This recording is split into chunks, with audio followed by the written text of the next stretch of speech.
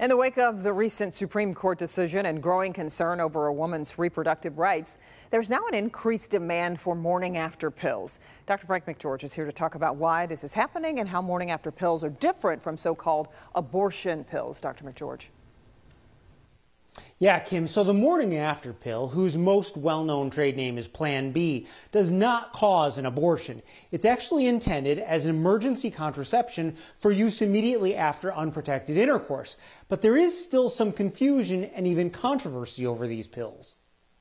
Whether it's increased interest in preventing a pregnancy or confusion over what the morning after pill does, there has been an increase in sales, enough so that CVS and Rite Aid are limiting the number of over-the-counter morning after products an individual can purchase.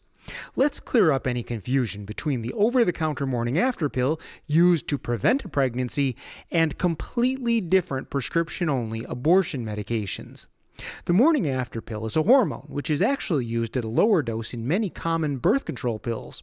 When the pill is taken immediately after unprotected intercourse, it reduces the chance of a woman becoming pregnant by about 87%. There are a few different ways that it works. First, it can prevent release of an egg from the ovary. Next, it can change the way an egg and sperm move through the fallopian tubes, decreasing the chance of fertilization. And finally, it changes the lining of the uterus so a fertilized egg cannot implant and develop. If a woman is already pregnant, the morning after pill will not have an effect.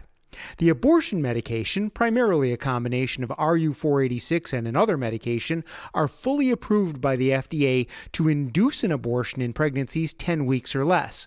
Unlike the morning after pill, this combination of medications will result in a termination of pregnancy.